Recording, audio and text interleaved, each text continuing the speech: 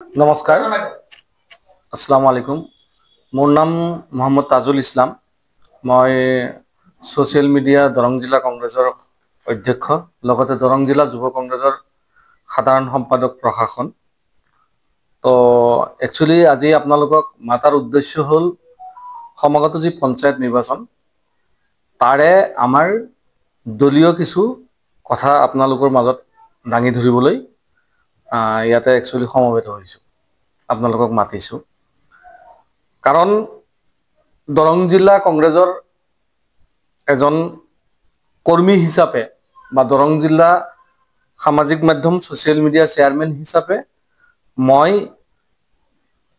দৰং জিলাৰ অন্তৰ্গত দলগাঁও সমষ্টিৰ অপৰিয়া সামতিলা জিলা পৰিষদৰ এজন ভোটাৰ আৰু ভোটাৰ হোৱা হেতুকে দুৰ্ভাগ্যবশতঃ আমাৰ এই জিলা পৰিষদ সমষ্টিৰ যোনজন প্ৰাৰ্থী আছিলে উন্মেষ শৰ্মা তেখেতৰ মনোনয়নটো নাকচ হয় তাৰ পিছত বিভিন্ন আমাৰ দলৰ কৰ্মীবিলাকৰ মাজত হতাশাত ভুগি আছিলে আৰু থকাৰ পিছত মই যেহেতু জিলাখনক এটা সামান্য হিচাপে কংগ্ৰেছক প্ৰতিনিধিত্ব কৰো মোৰো কিছুমান কৰ্মী আছে সেই কৰ্মীসকলে মোৰ ওচৰত আহি খুদা পুছা আৰম্ভ কৰে যে জিলা পৰিষদৰ ক্ষেত্ৰত আমি ভোটদান ক'ত কৰিম বা আমাৰ সাপোৰ্টটো কি হ'ব তো সেইটোৰে আলম লৈ মই জিলা সমিতিৰ বিষয়ববীয়াবিলাকৰ লগতো আলোচনা কৰিছিলো আৰু আমাৰ জিলাৰ যি general secretary in-charge Anowar Ahmed তেখেতৰ লগতো আলোচনা কৰিছিলো আৰু সৰ্বনাৰায়ণ দেউৰী তেখেতৰ ইনচাৰ্জ তেখেতৰ লগতো আলোচনা কৰিছিলো আৰু আমাৰ এপিসিসিৰ সভাপতি ভূপেন বৰা ছাৰলৈও মই টেলিফোন যোগে আলোচনা কৰিবলৈ চেষ্টা কৰিছিলো কিন্তু তেখেতক ফোনত মই পোৱা নাছিলো তাৰ মানে আমাৰ জিলা পৰিষদ এটো এটা বৃহৎ জিলা পৰিষদ প্ৰায় 82000 ভোটাৰ এই জিলা পৰিষদটো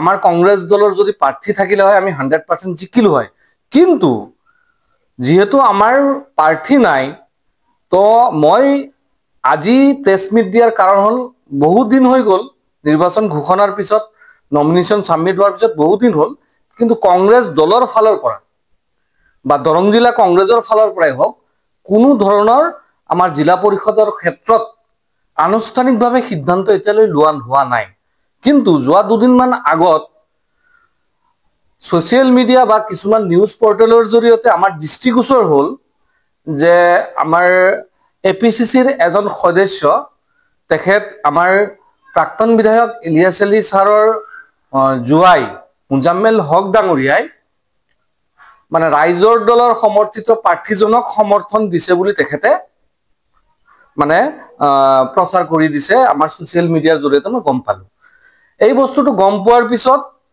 মই আমাৰ ইনচাৰ্জ আনোৱাৰ ৰহমান ডাঙৰীয়া আৰু আমাৰ ডিসিসিৰ যেটো আনুষ্ঠানিক হোৱাটসঅ্যাপ গ্ৰুপ তাতেও মই বস্তুটো লিখি পঠালো কিন্তু তেখেতসকলৰ ফালৰ পৰা এনেকুৱা ধৰণৰ কোনো বিজ্ঞপ্তি এতিয়ালৈ দিয়া হোৱা নাই বুলি আৰু ইভেন জিলা মই গম পোৱা মতে জিলাৰ ফালৰ পৰা লিখিত এপিসিসি লৈ ইয়াৰ ওপৰত বিহিত ব্যৱস্থা বিচাৰি এপিসিসি লৈ লিখা বুলি মই গম পাইছো কিন্তু এতিয়া কথা হল যিকোনো কংগ্ৰেছৰ সিদ্ধান্তবিলাক যদি জিলা কেন্দ্ৰিক হয় জিলাৰ সভাপতিয়ে প্ৰদান কৰে আগে পিছে যদি কিবা শাৰীৰিক অসুস্থতাত থাকে তেতিয়ালে জিলা সভাপতিৰ অনুপস্থিতিত আমাৰ জিলাৰ সাধাৰণ সম্পাদক প্ৰশাসন বা সাংগঠনিক জুনে থাকে তেখেতসকলে এটা হেতুৰ ওপৰত সিদ্ধান্ত দিয়ে বা নতুবা এপিসিসিৰ সভাপতিয়ে সিদ্ধান্ত দিয়ে কিন্তু আমাৰ সামতিলিয়া অপৰিয়া জিলা পৰিষদত কংগ্ৰেছ দলৰ কৰ্মীসকলে ক'ত ভোট প্ৰদান কৰিব ইয়াৰ ওপৰত এতিয়ালৈ কোনো আনুষ্ঠানিক সিদ্ধান্ত দিয়া নাই কিন্তু মুজামেল সাহাবে যেহেতু সিদ্ধান্তটো দিছে কিন্তু এই সিদ্ধান্ত দিয়াৰ অন্তৰালত মোক স্পষ্টতাৰে আনোৱাৰ আহমেদ ডাঙৰীয়াই কৈছে ইয়াৰ ওপৰত এপিসিসিৰ ফালৰ পৰা হওক বা আমাৰ জিলাৰ ফালৰ পৰাই হওক কোনো সিদ্ধান্ত দিয়া নাই মাত্ৰ মুজামেল হক ডাঙৰীয়াই সিদ্ধান্ত দিছে এই সিদ্ধান্তটো ব্যক্তিগতও হ'ব পাৰে তেখেতৰ বা তেখেতৰ চয়েজৰ কেণ্ডিডেট হ'ব পাৰে বা তেখেতৰ সম্পৰ্কীয় কেণ্ডিডেট হ'ব পাৰে নতুবা কিবা ৰহস্যও থাকিব পাৰে তেখেতৰ তাক মানে আমাৰ ৰাইজৰ দলৰ প্ৰাৰ্থীক সমৰ্থন কৰা ইয়াতে মই ক'ব বিচাৰিছো ৰাইজৰ দলৰ প্ৰাৰ্থীজন মোৰ ব্যক্তিগত শত্ৰু নহয় কিন্তু যেতিয়া দলীয়ভাৱে যেতিয়া মতবিৰোধ আহে, এতিয়া আমি যোৱা কেইবাদিনৰ পৰাই দেখা পাই আছো আমাৰ ৰাইজৰ দলৰ মুৰব্বী অখিল গগৈ ডাঙৰীয়া, তেখেত কিন্তু ৰাইজৰ দলৰ একমাত্ৰ বিধায়ক আৰু গোটেই অসমত তেখেতসকলৰ সংগঠন কিমান আছে আপোনালোকে জানে। কিন্তু তেখেতে যেনেকে উত্তৰবিলাক দি আছে, যেনেকে তেখেতে কংগ্ৰেছ দলক টাৰ্গেট কৰি কিছুমান কথা কৈ আছে, যেনেকে আমাৰ সন্মানীয় নেতা গৌৰৱ গগৈ ডাঙৰীয়াৰ বিৰোধিতা কৰি কিছুমান কথা কৈ আছে, আমাৰ ভূপেন বৰা মহোদয় যি এপিচিচিৰ সভাপতি তেখেতৰ বিৰুদ্ধে কিছুমান মন্তব্য দি আছে, সেই মন্তব্যৰ পৰা এটা কথা বুজিব পাৰিছো তেখেত বৰ্তমান বিজেপিৰ এজেণ্ট হিচাপে কাম কৰি আছে। আৰু এই কথাটো আজি আমাৰ এপিচিচিৰ সভাপতি ভূপেন বৰা মহোদয়েও কৈছে। কাৰণ কিয়নো তেখেতে আজিৰ তাৰিখত যদি বিৰোধীত আছে তেখেতে গালি পাৰিব লাগিছিলে বিজেপি দলক, কিন্তু গালি পাৰি আছে কংগ্ৰেছ দলক। ইয়াৰ পৰিপ্ৰেক্ষিতত আমি বুজিব পাৰো যে ৰাইজৰ দলৰ লগত কংগ্ৰেছৰ কোনো ধৰণৰ সম্পৰ্ক এই পঞ্চায়ত নিৰ্বাচনত হোৱা নাই। ভৱিষ্যতে যদি হয় ইয়াৰ ওপৰত আনুষ্ঠানিক সিদ্ধান্ত দলে কৰিব। মোৰ কথা হ'ল কোনো পৰ্যায় ৰাইজৰ দলৰ লগত সমৰ্থন আমাৰ কংগ্ৰেছ দলৰ নহয়। মই ব্যক্তিগত হিচাপে মই এজন কংগ্ৰেছক ভাল পোৱা ব্যক্তি হিচাপে, এজন সাধাৰণ কৰ্মী হিচাপেও যদি চিন্তা কৰো যে কংগ্ৰেছ দলক ক্ষতি কৰা মানুহে বা কংগ্ৰেছ দলৰ বিৰুদ্ধে আচৰণ কৰা মানুহে বা যিকোনো দলৰ সপক্ষে কেতিয়াও কংগ্ৰেছ থাকিব নোৱাৰে। আৰু এইটো সাধাৰণ জ্ঞানৰ কথা। আৰু য'ত মই আপোনালোকক কনফিডেণ্টলি ক'ব পাৰো এই ক্ষেত্ৰত জিলা সভাপতিয়েও কোনো ধৰণৰ মন্তব্য দিয়া নাই বা এপিচিচিৰ সভাপতিয়েও মন্তব্য দিয়া নাই, যাৰ কাৰণে আমাৰ চামটিলা অপৰীয়া জিলা পৰিষদ সমষ্টিটো এতিয়ালৈ কংগ্ৰেছ দলৰ ফালৰ পৰা আনুষ্ঠানিক কোনো ধৰণৰ সমৰ্থন আগবঢ়োৱা হোৱা নাই। যিখিনি মানুহে ইয়াৰ ওপৰত মানে কথাবিলাক পাতি আছে সেইটো বুমেৰাং বুলি ক'লেও ভুল নহ'ব আৰু এইটো বিশ্বাস কৰিব নালাগে। হয়তো 2-4 দিনত মানে ইলেকশ্যনৰ আগমুহূৰ্তলৈকে ভোট প্ৰদান কৰাৰ স্বাৰ্থত কংগ্ৰেছ দলে ইয়াৰ ওপৰত এটা উচিত সিদ্ধান্ত ল'ব। আৰু মই ভূপেন বৰা মহোদয়কো অনুৰোধ জনাইছো, এই প্ৰেছ মিটৰ জৰিয়তে জিলা সভাপতি মাধৱ ৰাজবংশী ডাঙৰীয়াকো অনুৰোধ জনাইছো এই ক্ষেত্ৰত এটা সুস্থিৰ সিদ্ধান্ত দিব লাগে। অপৰীয়া চামটিলা জিলা পৰিষদত কংগ্ৰেছ দলৰ কৰ্মীখিনি হতাশগ্ৰস্ত হৈ আছে। ক'ত ভোট প্ৰদান কৰিব কংগ্ৰেছ দলৰ কৰ্মীসকলে, ইয়াৰ ওপৰত এটা আনুষ্ঠানিক সিদ্ধান্ত দিব লাগে। আৰু যেতিয়ালৈ আনুষ্ঠানিক সিদ্ধান্ত দিয়া নহয় তেতিয়ালৈকে কংগ্ৰেছ দলে কোনো দলক সমৰ্থন কৰা নাই, এইটো স্পষ্ট। এটা আপোনালোকৰ কিবা থাকিলে ক'ব। নিশ্চিতভাৱে, কাৰণ কংগ্ৰেছ দলৰ ইতিহাসত নাই। কংগ্ৰেছ দলটো হ'ল সভাপতি মহোদয়ক মানা দল আৰু আমাৰ কংগ্ৰেছ দলৰ হাইকমাণ্ড দলৰ সভাপতিজনেই থাকে। তো জিলাৰ সভাপতিৰ কোনো মন্তব্য অহা নাই ইয়াৰ ক্ষেত্ৰত, এপিচিচিৰ সভাপতিৰ কোনো আনুষ্ঠানিক মন্তব্য অহা নাই ইয়াৰ ক্ষেত্ৰত, বা লিখিত কোনো ধৰণৰ চাৰ্কুলাৰো অহা নাই। তো এই ক্ষেত্ৰত এপিচিচিৰ তেখেত এজন সদস্য, কাৰ্যকৰী সদস্য, তেখেতে কেনেকে দিব পাৰে? কোনো হয়তো তেখেতে ভাবিছে দলগাঁৱত তেখেত ভাবি প্ৰাৰ্থী, কিন্তু সেইটোতো দলীয় কথা নহয়। তেখেত প্ৰাৰ্থী হ'ব পাৰে, তেখেতৰ নিজা ইণ্টাৰেষ্ট থাকিব পাৰে, কিন্তু সেই নিজা ইণ্টাৰেষ্ট থকা প্ৰাৰ্থীজন কোনটো দলৰ পৰা বিলংছ কৰিছে, সেই দলটো কংগ্ৰেছ দলৰ লগত বৰ্তমান কেনেকুৱা পৰ্যায়ত আছে সেইটো আপোনালোকে জানে। তেখেতে সদায় কংগ্ৰেছ দল, ৰাতিপুৱাৰ পৰা শোৱালৈকে সদায় কংগ্ৰেছ দলক তেখেতে টাৰ্গেট কৰি কথা পাতি আছে।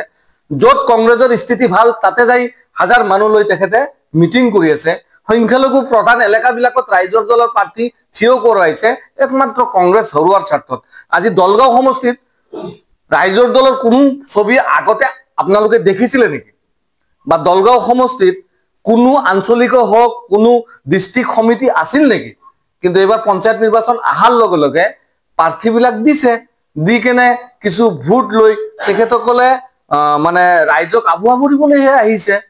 তো ইয়াৰ ক্ষেত্ৰত সন্মানীয় অখিল গগৈ ডাঙৰীয়াই বিজেপিৰ এজেণ্ট আজি এই অপৰীয়া চামটিলা জেডপিচিটো বিজেপিৰ হাতত গতাব বিচাৰিছে।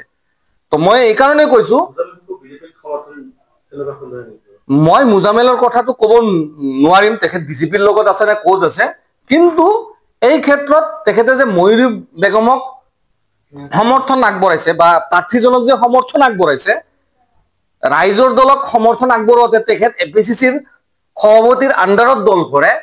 আৰু এই এপিচিচিৰ সভাপতিজনক অখিল গগৈয়ে ডেইলি গোৱাল গালিবিলাক দি আছে, গালি গালাজ কৰি আছে, তো সেই সভাপতিজনক তেখেতে অপমান কৰা নাই জানো? সেই দলৰ প্ৰাৰ্থীজনক মুজামিল সাহেবে সাপোৰ্ট কৰিছে, তো ইয়াতে নিশ্চয় কিবা ৰহস্য থাকিব পাৰে, নহয়তো ব্যক্তিগত ইণ্টাৰেষ্ট থাকিব পাৰে। তাৰ বাহিৰে আমি তেখেতক সেইটোৱে সন্দেহ কৰিব পাৰিম।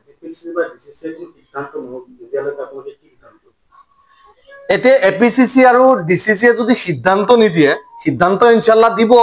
মই আজি যিখিনি কথা পাতিছো, মই কিছুমান কথা ওপৰৰ পৰা জানাৰ পিছতে কথাটো পাতিছো আপোনালোকৰ লগত, কাৰণ মোৰো কিছুমান কৰ্মী আছে, সেইসকলে আহি যেতিয়া সোধপোছ কৰে, মই কাৰণ আমি গ্ৰাউণ্ডত কাম কৰোঁ, ধৰাতলত কাম কৰোঁ, ধৰাতলৰ কৰ্মীখিনিক আমি হাতত ৰাখিব লাগিব, কংগ্ৰেছ কৰ্মীখিনিক আমি হাতত ৰাখিব লাগিব। তো ৰাখিবলৈ হলে আমি এটা সুস্থিৰ সিদ্ধান্ত ল'ব লাগিব। কংগ্ৰেছ দলে যিটো সিদ্ধান্ত আমাক দিব, দলে আমাক যিটো সিদ্ধান্ত আগবঢ়াব, সেই সিদ্ধান্তত আমি মানিম। আৰু এইটো বদ্ধপৰিকৰ, দলৰ আইডিঅলজি আমাক এইটোৱে শিকাইছে, কিন্তু আমি দলৰ ঊৰ্ধত একো কাম কৰিব নোৱাৰিম। নিশ্চিতভাৱে ব্যক্তিগতভাৱে তেখেতে কৈছে, মই প্ৰেছ মিটত শুনিছো মণ্ডল সভাপতিসকল আছে। এতিয়া মণ্ডল সভাপতিসকল যে আছে, মণ্ডল সভাপতিসকল কোন কোন আছে, কি আছে, মইতো তাতে দেখা নাছিলো। তেখেতে ব্যক্তিগতভাৱে আপোনালোকৰ নিউজৰ বুম বিলাকৰ আগত কথা পাতিছে। মই দলৰ ঊৰ্ধত একো নহয়। দলে যদি সিদ্ধান্ত দিয়ে ময়ূৰীক ভোট দিব লাগে, নিশ্চিতভাৱে কংগ্ৰেছ কৰ্মীয়ে ময়ূৰীক ভোট দিব। আৰু যদি দলে অন্য কিবা সিদ্ধান্ত দিয়ে, সেইটো আমি মানি ল'ম। দলৰ ঊৰ্ধত মই তাজুল ইছলাম নহয়। দলৰ সিদ্ধান্ত দিব এপিচিচিৰ সভাপতি, আৰু দলৰ সিদ্ধান্ত দিব জিলা ভিত্তিত জিলাৰ সভাপতি। মোৰ স্পষ্ট কথা। আৰু কংগ্ৰেছৰ সেইখিনিয়ে নীতি শিক্ষা আমি লৈ আজিলৈ কংগ্ৰেছ দল কৰি আছো। অসমৰ সংবাদ জগতখনৰ বাবে এক সুখৰ খবৰ। আপোচবিহীন ৰাইজৰ কণ্ঠ সাপ্তাহিক কবচ পুনৰ এবাৰ অসমৰ ৰাইজৰ মাজলৈ। স্বত্বাধিকাৰী প্ৰণীতা কলিতাৰ দ্বাৰা প্ৰকাশিত আৰু আপোচবিহীন একাংশ নপুৰণি অভিজ্ঞতাপুষ্ট সাংবাদিকৰ দ্বাৰা প্ৰচাৰিত তথা eco printing press, Guwahati Katabari গড়চুকত মুদ্ৰিত সাপ্তাহিক কবচ এতিয়া অসমৰ বিভিন্ন প্ৰান্তত উপলব্ধ।